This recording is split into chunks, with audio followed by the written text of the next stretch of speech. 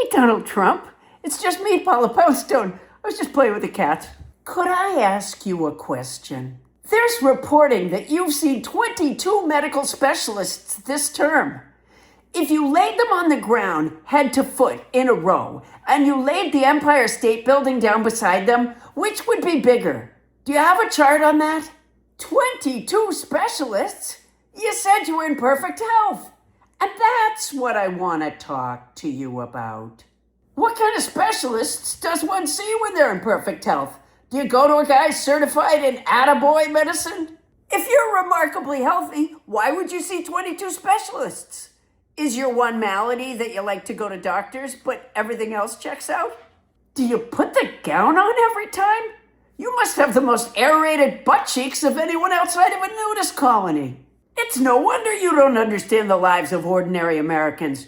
We couldn't get appointments with 22 specialists in our lifetimes, let alone in an 18-month period. Plus, we couldn't afford the co-pays. We couldn't afford the gas to get there.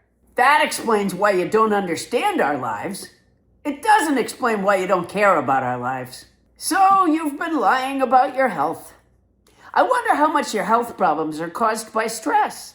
I'm sure the possibility of you losing control of the Republicans in Congress and them calling you out on your involvement with Jeffrey Epstein is a heavy weight to bear, in addition to the heavy weight that you bear. I just read the New York Times article about J.D. Vance holding meetings in the Situation Room a while back with Susie Wiles, Pam Bondi, Dan Bongino, Kash Patel, and Todd Blanche about how to cover up the Epstein files. I guess they were very upset that Pam Bondi said there was a list of names on her desk, and then she said there was no list.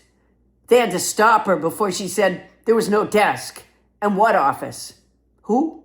You were probably right to get rid of her. Todd Blanche is a much better liar. Still, I'll miss her hair sweeping. Are they still having meetings? What would happen, by the way, if there was a situation with the war while they were in there talking about you and the Epstein files? Would they just move down the end of the table while you and Pete Hegseth, General Dan Raisin Kane, and a bunch of other military brass took seats on the other end? I mean, like now, if a screen with the statement from the woman on your nipple issue came up on the Epstein cover-up end, I would imagine it might draw focus from those in the illegal war conversation.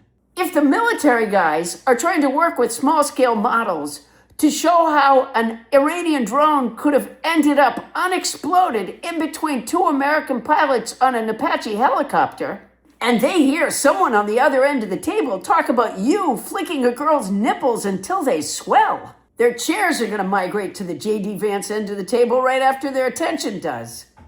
Maybe serve better snacks on the illegal war end. And that's what I want to talk to you about.